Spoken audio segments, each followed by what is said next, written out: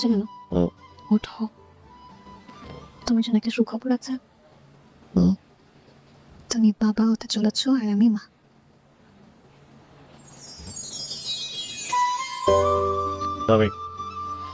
আমি বুঝি নেই। বলেছি যে নতুন অতিথি আগমনী বাড়তে এসেছে।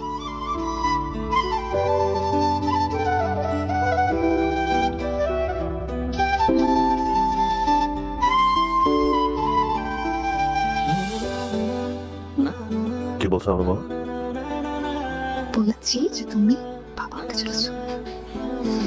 এটা তোমার কাছ থেকে আমার পাওয়া সেরা গিফট। Best of luck.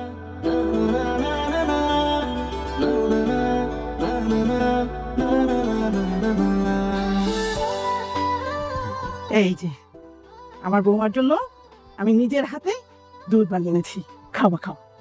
মা, আপনি এত কষ্ট করে এই পল্লবী, তুমি বাসার দরজা খোল। ভাইয়া, মা, তোমরা কখন আসলা? একটু আগে। তোমরা আসলে কিছু খাইতে দাও না ভাই আমাকে? আরে পাগল নাকি, খেতে দিবে মানে?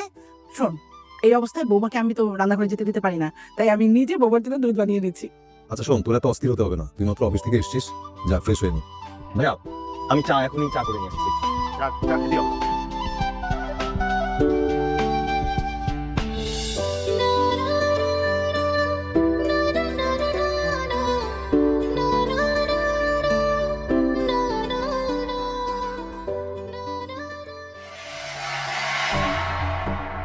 মা, আমি কিছু করে নিয়ে আসি। পাগল নাকি, কিচ্ছু করতে হবে না, পাগল বিয়াকে তুমি দুধটা খাও। পল্লবী, দুধটা আমাকে দাও না। খাবে না? আমাকে দাও। মা, পল্লবী দুধটা খাবে না, তুমি খাও। না না না, ডাক্তার ওকে দুধ খেতে না করেছে। ভাইয়া তুমি খাও, নাহলে ফেলে দিতে হবে। না না, ও খেতে পারবে না, ওকে ডাক্তার না করেছে।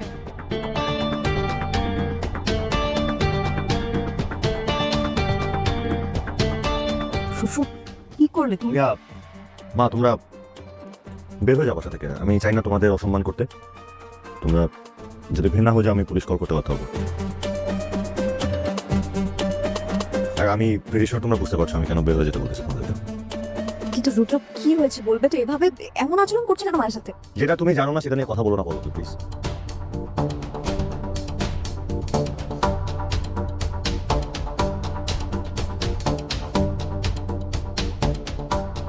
বসন্ত যেটা লাগে।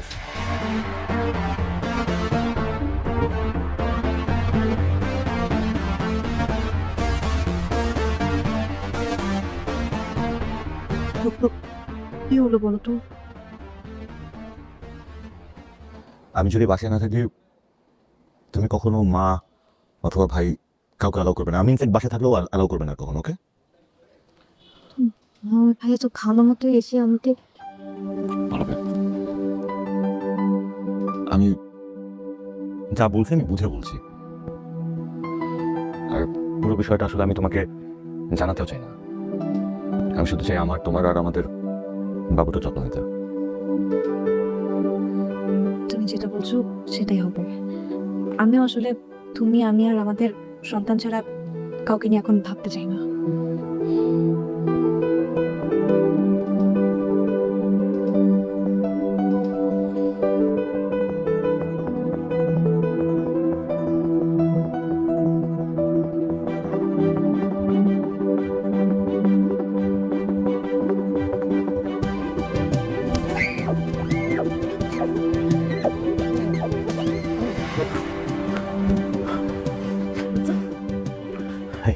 ভালো, তুমি ঠিক আছো? আমি ঠিক আছে। কি হয়েছে? কোনো বাজে স্বপ্ন দেখছো?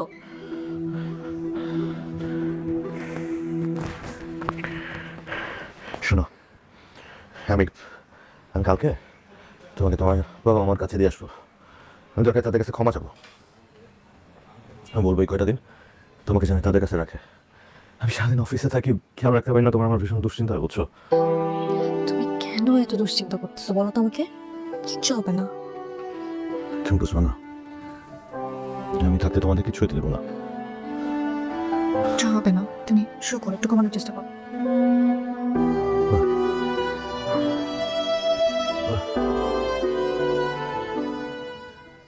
আমি অবশ্যই এটা চাই বাবা, আমি অবশ্যই চাই। পল্লবী বাবা, পল্লবী বাবা এদিকে আসো, দেখো রুদ্র আসছে। খুশির সংবাদ নিয়ে আসছে। আমি সবই শুনেছি, কিন্তু আমাকে আমার অঙ্গীকার থেকে তোমরা এক চুলো বের করতে পারবে না। পল্লবীর জন্য বাড়ির দরজা সেদিনই বন্ধ হয়ে গেছে যেদিন পল্লবীর বাড়ি থেকে চলে গেছে।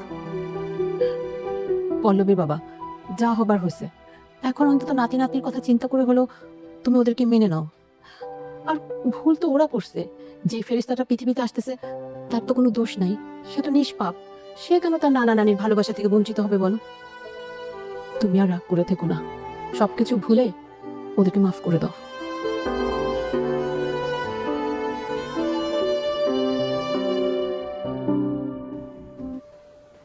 দাঁড়াও,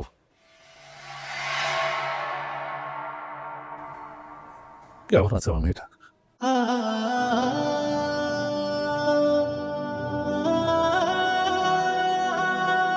ওকে তাড়াতাড়ি নিয়ে এসো, আজ আজ অনেক দিন পাগলিটার মুখ দেখি না। যাও, ওখানে ব্যবস্থা করো।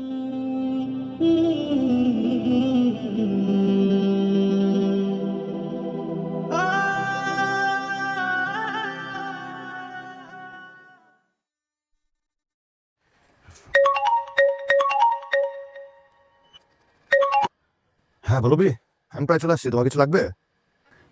রুদ্র, আমি এই সন্তানকে পৃথিবীতে আনতে চাই না। সরি, আমি বুঝি না কি বললা। রুদ্র, যেখানে আমাদেরই কোনো নিশ্চয়তা নেই, আমরা কিভাবে চলবো আমরা জানি না, সেখানে এই সন্তানকে এই পৃথিবীতে আনার তো প্রশ্নই আসে না।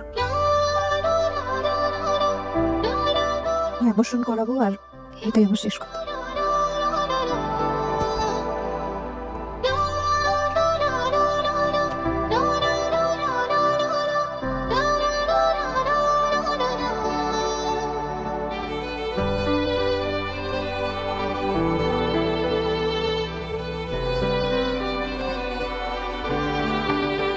পল্লবী, পল্লবী দরজা খোলো।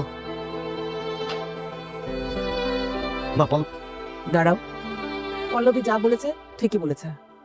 ও তোমার সাথে আর সংসার করবে না। এই নাও ডিভোর্স লেটার। শুনো, তুমি আর কোনোদিন আমাদের বাড়ির ত্রিসীমানা আসবা না, আর পল্লবীর সাথে যোগাযোগ করার চেষ্টাও করবা না। আমার কথা শোনো। মা প্লিজ দরজাটা খোলেন। আমি পল্লবীর সাথে একবার জাস্ট দেখা করবো। প্লিজ একবার দেখা করবো পল্লবীর সাথে। আমি একবার কথা বলবো সাথে। প্লিজ।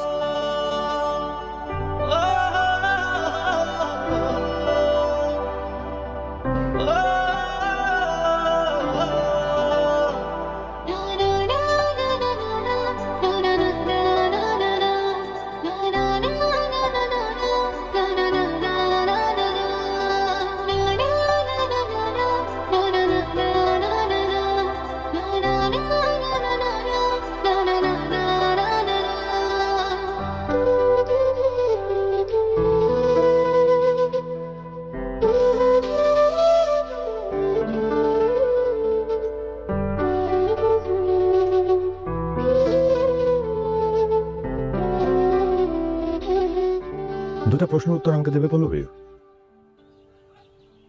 আমাদের বাচ্চা কি দোষ করেছিল যে তাকে পৃথিবীতে আনলে না? আর আমি বা কি করেছিলাম যে আমাকে ডিভোর্স দিতে হলো? পল্লবী, তুমি যদি আমার কথা না শোনো, আমার কথা মতো কাজ না করো, তাহলে আমি এবং আমার মা রুদ্রর জীবন থেকে সারা জীবনের জন্য সরে যাব। আমরা ওর সাথে সব ধরনের সম্পর্ক ছিন্ন করব। এখন তুমি কি চাও রুদ্র পরিবার হারা হোক? আরেকটা ব্যাপার, তোমার এই পেটের বাচ্চা ইমিডিয়েটলি অ্যাবর্শন করাবে, আর নাইলে রুদ্রকে আমি খুন করে ফেলবো। কেমন ভাই আপনি? ভাই হয়ে আরেক ভাইয়ের সংসার নষ্ট করছেন, সেই ভাইকে আবার মেরে ফেলতে চাচ্ছেন। আর আপনি যে বাচ্চাকে অবসনের কথা বলছেন না, এই বাচ্চা আপনাদের বংশেরই সন্তান। আর একটা কথা না, একদম চুপ। ডিভোর্স পেপার দিচ্ছি, এখন সাইন করবে, আর নাইলে তোমার বাপকে আমি এখানেই মেরে ফেলবো, এরপর তোমার মাকে। সাইন ইট।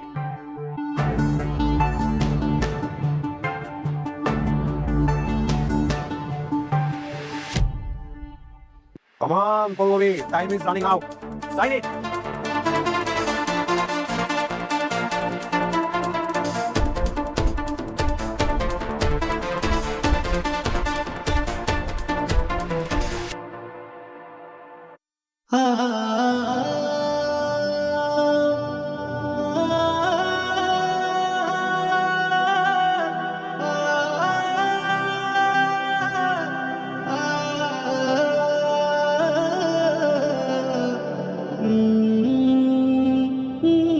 মা, ভাই, ওরা কখনোই আমার ভালো চায়নি।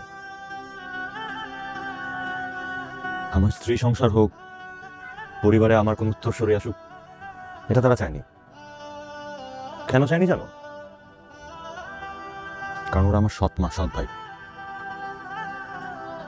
শুধুমাত্র সম্পত্তির লোভে আমার সাথে দিনের পর দিন, যার পর নাই অন্যায় অত্যাচার করে গেছে।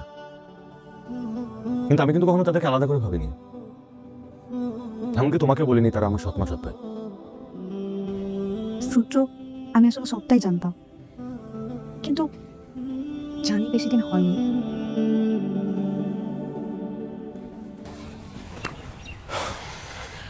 কোথায় যাচ্ছ রূপা? আমার ভাই না, আমার সৎ ভাইকে মোকাবেলা করার জন্য। কিন্তু আমার কথা থাকবে সেটা নিয়ে।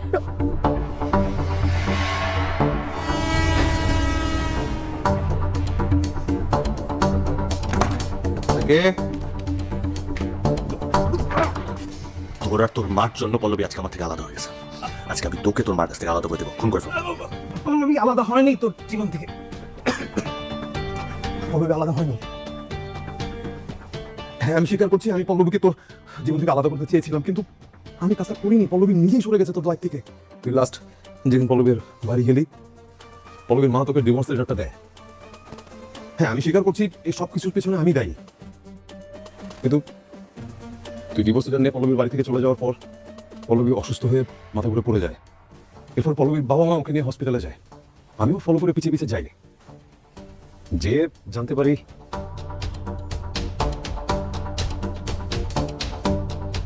পল্লবী, রুদ্রকে সামলানোর দায়িত্ব আমার। বাট তুমি বা তোমরা রুদ্রের সাথে আর কোনো রকম যোগাযোগ করার চেষ্টা করবে না, একদম না। আপনাকেও বলছি, রুদ্র ফোন দিলে রুদ্রের ফোন। পল্লবী কি হলো মা, কি হলো? আরে ধরো তাড়াতাড়ি হাসপাতালে নিতে হবে।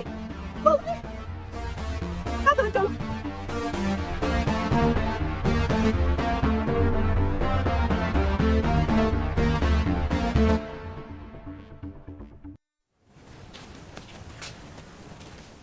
আপনার কি পেশেন্টের বাবা মা?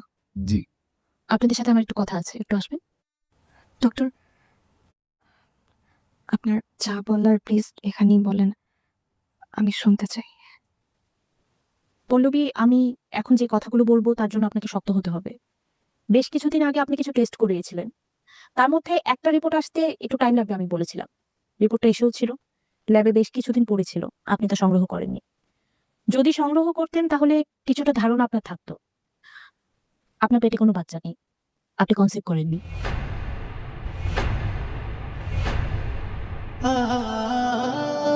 আপনার পাকস্থলীতে একটি টিউমার হয়েছে, যা এখন ক্যান্সার রূপ নিয়েছে।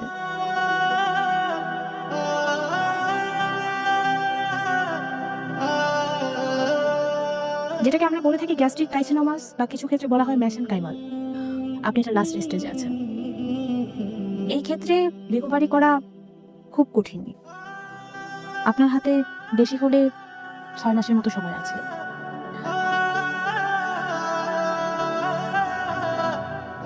তবে আপনারা চাইলে আমরা দুটো অপারেশন করতে পারি, একটা আজ অথবা কাল, আর দ্বিতীয়টা 5 মাস পর।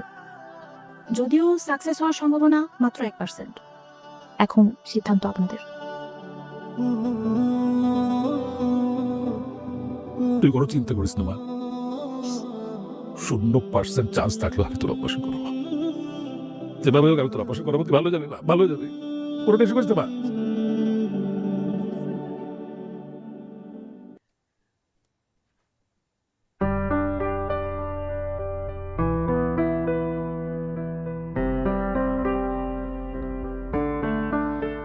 পল্লবী, আমাকে ক্ষমা করে দিও বোন, তোমার কিছু হয়নি। দেখো, তুমি খুব দ্রুত সুস্থ হয়ে উঠবে। তুমি, রুদ্র, আমি, মা, আমরা সবাই একসাথে মিলেমিশে খুব শান্তিতে থাকবো। দেখো, তুমি তোমার যত রকম টেক কেয়ার দরকার আমরা করবো, তুমি কোনো চিন্তা করবা। আর শোনো, তোমাকে যে ডিভোর্স পেপারটা সাইন করিয়েছি ওটা ভুয়া, আমি একটা দোকান থেকে বানিয়ে এনেছিলাম। আমাকে তুমি মাফ করে দিও বোন। আচ্ছা, আমি এখনই যে রুদ্রকে নিয়ে আসছি সাথে করে।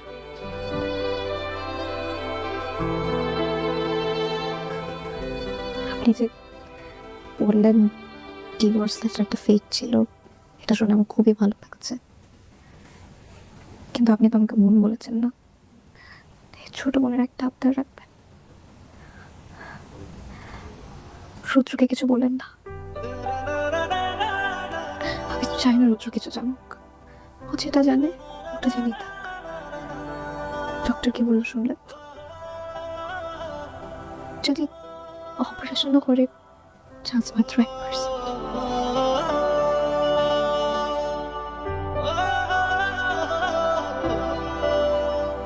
এরকম অনিশ্চয়তার জীবনে আমি রুদ্রকে আর জড়াতে চাই না।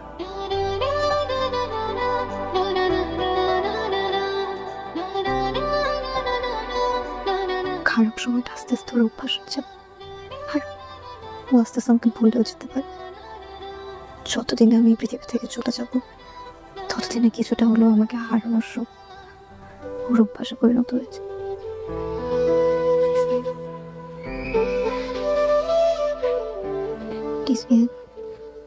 ছোট বোনের রিকোয়েস্ট রাখবেন।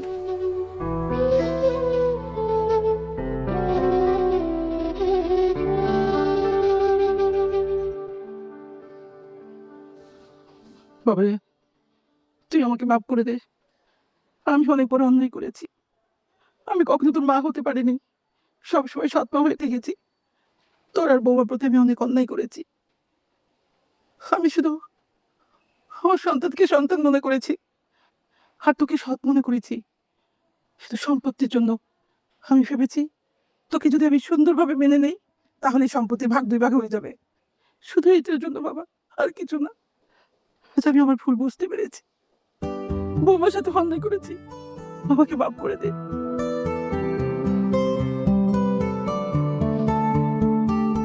দেখ রুদ্র, আমি জানি আজ পল্লবী তোর সাথে দেখা করেছে।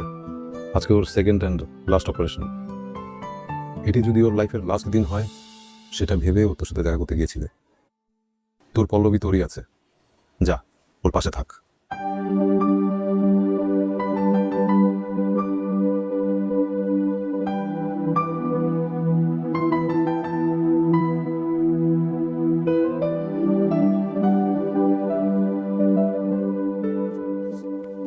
আলহামদুলিল্লাহ, আমাদের অপারেশন সাকসেসফুল হয়েছে।